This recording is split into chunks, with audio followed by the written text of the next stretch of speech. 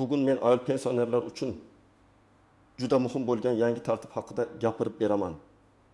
Bu masala faqat hozir pensiya olayotgan ayollarga emas, pensiyaga chiqishga yaqinlashayotgan opa-singillarimizga, onalarimizga, qaynonalarimizga va hatto oiladagi farzandlarga ham tegishli. Chunki ko'p ayollar yillar davomida uy, bola, oila, ish, sog'liq, hujjat tashvishi bilan yashagan, lekin pensiya hisobida ayrim davrlar to'liq ko'rinmay qolgan. Natijada kimdir kamroq pensiya olgan, kimdir ariza berishni bilmagan, kimdir menga baribir tegmaydi deb yuravergan. Men bugun sizga oddiy tilda tushuntiraman. Oldin qanday edi? Hozir nima o'zgardi? Kimlar bundan foyda ko'rishi mumkin? Qaysi holatlarda ehtiyot bo'lish kerak? Va eng muhimi, ayol pensionerlar amalda nima qilish kerak? Iltimos videoni oxirigacha ko'ring. Chunki bitta hujjat yoki bitta ariza sizning pensiyangizni qayta ko'rib chiqishga sabab bo'lishi mumkin. Hozirning o'zida kanalga obuna bo'ling. Like bosing va bu videoni oilangizdagi barcha ayollarga yuboring. Men ko'p yillik tajribamda shuni ko'rganman. Ayollar pensiya masalasida eng ko'p hujjatlar to'liq emasligi, ish staji noto'g'ri kiritilgani yoki bola parvarishi davri hisobga olinmaganidan qiynaladi.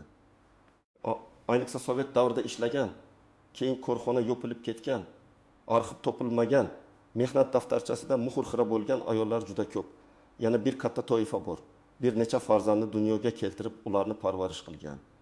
Lekin shu yillar pensiya hisobida qanday ko'rinishni bilmagan ayollar.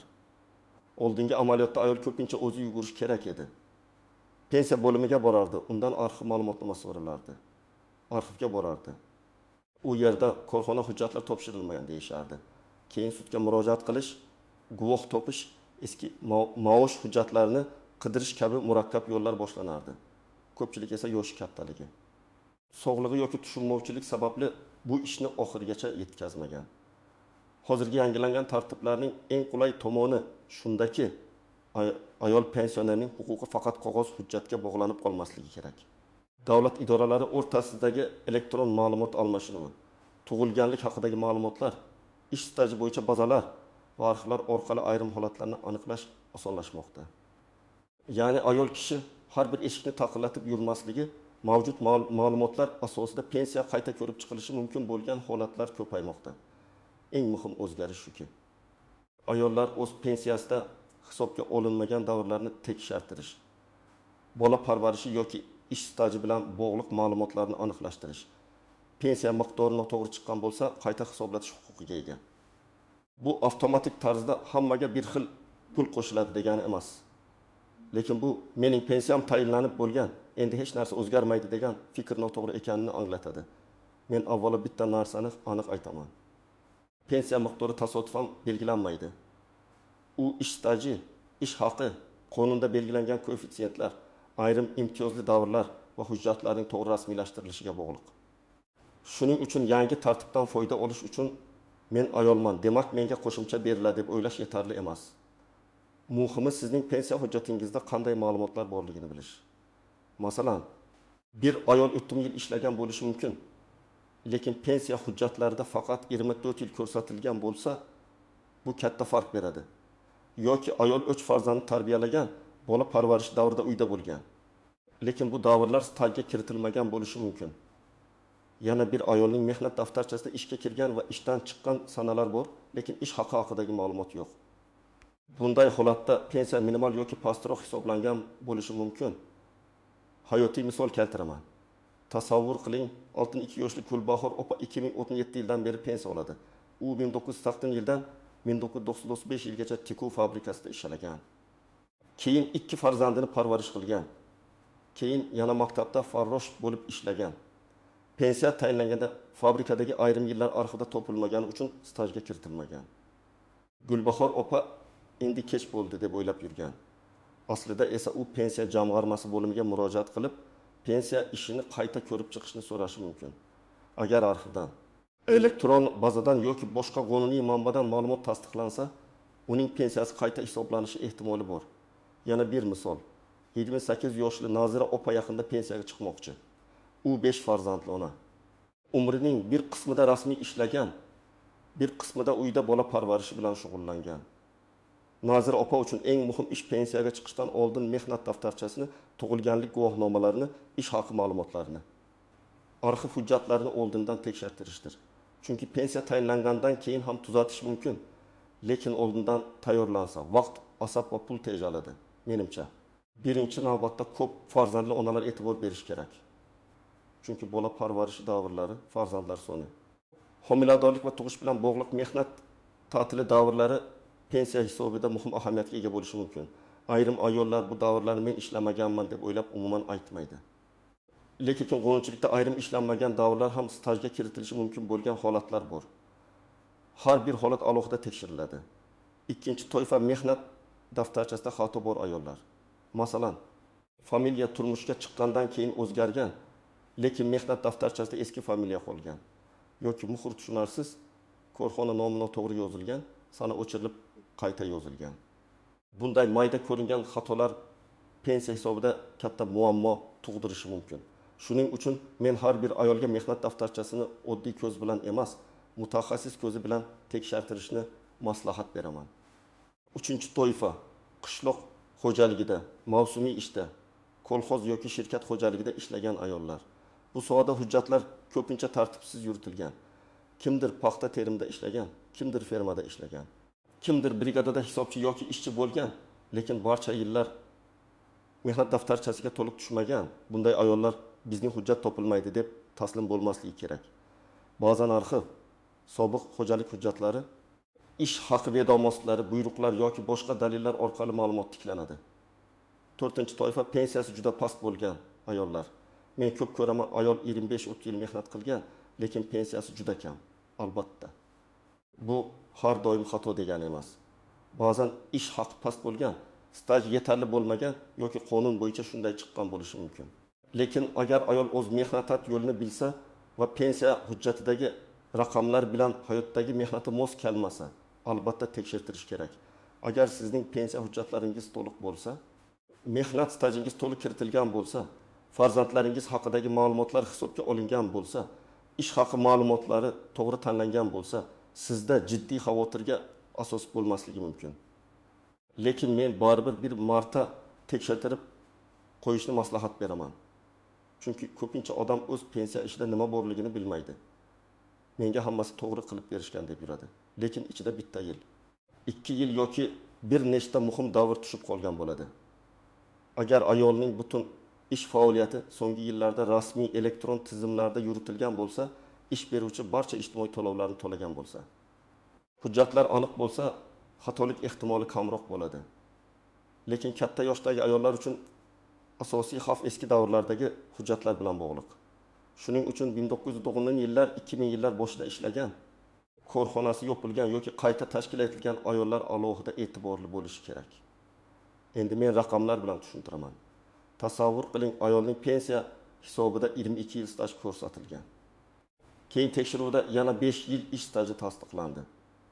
Bu 5 yil pensiya miqdoriga ta'sir qilishi mumkin. Ta'sir miqdori har bir odamda turlicha bo'ladi. Chunki u ish haqi umumiy staj va amaldagi hisoblash tartibiga bog'liq. Lekin 5 yil oddiy raqam emas. Bu ayolning butun umr qilgan mehnatining bir bo'lagi. Yana bir holat, ayol bir farzandni dunyoga keltirgan. Pensiya tayinlanganda u faqat mehnat daftarchasini topshirgan. Farzandlarning tug'ilganlik hujjatlarini to'liq bermagan. Natijada ayrim davrlar hisobga olinmagan bo'lishi mumkin. Agar u hozir farzandlarining tug'ilganlik guvohnomalari FHD yo ma'lumotlar yoki tegishli elektron ma'lumotlar orqali bu holatni tasdiqlasa, pensiya ishi qayta ko'rilishi mumkin. Yana bir misol. 35 yoshli ayol 1948 yilda korxonada 1 rubl maosh olgan. Keyin 1992 yilda 400 rubl olgan. Keyin inflyatsiya davri bo'lgan. Pensiya tayinlanganda eng qulay ish haqi davri tanlanmagan bo'lishi mumkin. Ba'zi holatlarda ish haqi ma'lumotlarini to'g'ri tanlash ham pensiya miqdoriga ta'sir qiladi. Shuning uchun faqat staj emas, ish haqi ma'lumotlari ham muhim. Bu yerda men juda muhim ogohlantirish beraman. Har bir ayolga avtomatik ravishda bir xil miqdorda qo'shimcha pul beriladi degan gaplarga ishonmang. Internetda hamma ayollarga falon so'm qo'shildi. Faqat pasport bilan boring, ertaga pul tushadi degan xabarlar ko'p tarqaladi. Bunday xabarlarga ehtiyot bo'ling. Pensiya masalasida hamma narsa hujjat. Qonuniy asos va individual hisob-kitobga bog'liq. Ikkinchi nozik jihat, pensiyani qayta hisoblash har doim ham katta oshish beradi degani emas. Ba'zan tekshiruvdan keyin pensiya o'zgarmaydi. Chunki ayolning staji allaqachon to'liq hisoblangan bo'lishi mumkin. Ba'zan qo'shimcha davr kiritiladi. Lekin umumiy hisobga katta ta'sir qilmaydi. Shunga qaramay, tekshirdirish foydasiz emas. Chunki hech bo'lmaganda siz o'z huquqingiz tekshirilganiga ishonch hosil qilasiz. Uchinchi jihat hujjatdagi nom familiya farqlari. Ayol qizlik familiyasi bilan ishlagan, keyin turmushga chiqib familiyasini o'zgartirgan. Mehnat daftarchasida bir familiya, pasportda boshqa familiya, farzand hujjatlarida yana boshqa yozuv bo'lishi mumkin. Bunday holatda nikoh guvohnomasi, familiya o'zgargani haqidagi hujjat yoki FHDYO ma'lumotnomasi kerak bo'ladi. Agar bu hujjatlar bo'lmasa, masala cho'zilishi mumkin. 4-jihat norasmiy ishlar. Ko'p ayollar bozorda savdo qilgan, uyda tikuvchilik qilgan, qarindoshining do'konda yordam bergan, bolaga qaragan. Agar bu ishlar rasmiylashtirilmagan bo'lsa, ijtimoiy to'lovlar to'lanmagan bo'lsa, pensiya stajiga kiritish qiyin bo'ladi. Shuning uchun pensiyaga yaqinlashayotgan ayollar hozirdan rasmiy ish, o'zini o'zi band qilish yoki qonuniy to'lovlar masalasiga e'tibor berishi kerak. 5-jihat arxiv yo'qligi. Ba'zan odamlar arxivda yo'q ekan, demak tamom deb o'ylaydi. Har doim ham bunday emas. Korxona qayta tashkil etilgan bo'lishi mumkin, hujjatlar boshqa arxivga topshirilgan bo'lishi mumkin. Tuman arxividan viloyat arxiviga o'tgan bo'lishi mumkin. Shuning uchun bitta javob bilan to'xtab qolmaslik kerak. Rasmiy yozma javob oling, qaysi hujjat yo'qligi, qaysi yillar topilmagani aniq yozilsin. Endi eng muhim qismiga o'tamiz. Siz nima qilishingiz kerak? Birinchi qadam, o'z pensiya holatingizni tekshirtiring. Agar siz allaqachon pensiya olayotgan bo'lsangiz, yashash joyingizdagi pensiya jamg'armasi bo'limiga yoki davlat xizmatlari markaziga murojaat qilib, pensiya ishingiz bo'yicha ma'lumot so'rang. Siz qaysi yillar stajga kiritilganini, qaysi ish haqi davri olinganini, farzandlar haqidagi ma'lumotlar hisobga olingan, olinmaganini bilishga harakat qiling. Ikkinchi qadam, hujjatlaringizni yig'ing. Pasport yoki ID karta, pensiya guvohnomasi, mehnat daftarchasi, nikoh guvohnomasi. Familiya o'zgargan bo'lsa, shu haqidagi hujjat, farzandlarning tug'ilganlik guvohnomalari, ish joyidan ma'lumotnomalar, arxiv ma'lumotnomalari, ish haqi haqidagi ma'lumotlar kerak bo'lishi mumkin. Agar hujjatlarning asl nusxasi yo'q bo'lsa, nusxalarni arxivdan olingan tasdiqlarni yoki FHDYO ma'lumotlarini tayyorlang. 3-qadam, arizani to'g'ri yozing. Arizada mening pensiyamni qayta hisoblab bering deb umumiy yozishdan ko'ra aniqroq yozgan ma'qul.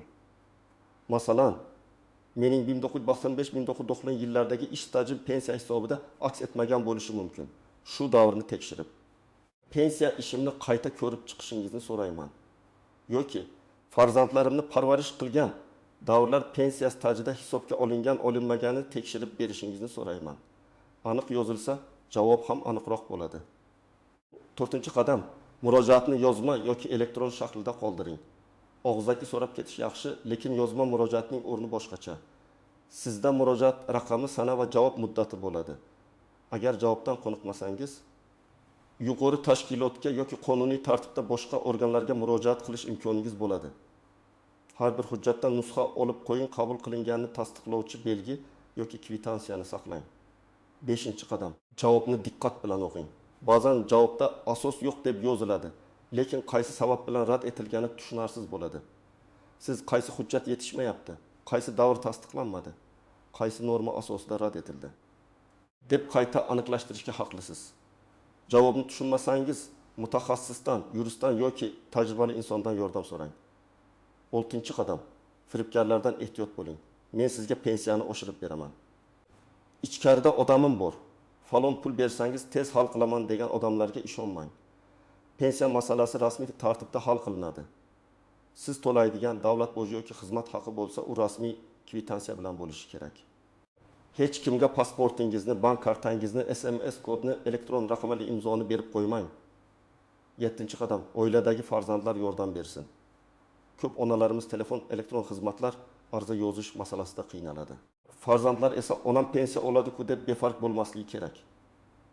Bir kun vaqt ajratib, onangizning hujjatlarini tartiblab bering. Mehnat daftarchasini rasmga oling, eski hujjatlarni alohida papkaga joylang. Nikoh va tug'ilganlik guvohnomalarini toping. Bu oddiy yordam onangizning yillik daromadiga ta'sir qilishi mumkin. Men bugun ayol pensionerlar uchun eng muhim fikrni aytdim. Pensiya tayinlangan bo'lsa ham. hujjatlar va hisob kitoblar noto'g'ri yoki to'liq bo'lmagan bo'lsa, uni tekshartirish mumkin. Yangi tartiblarning mazmuni ham shundan iboratki, ayollar o'z huquqini bilishi, ortiqcha sarson bo'lmasligi va mehnati hisobda yo'q bo'lib ketmasligi kerak. Agar siz ko'p farzandli ona bo'lsangiz, eski korxonalarda ishlagan bo'lsangiz, mehnat daftarchangizda xato bo'lsa, pensiyangiz juda past chiqqan bo'lsa yoki qaysi yillar hisobga olinganini bilmasangiz, kutib o'tirmang. Hujjatlarni yig'ing.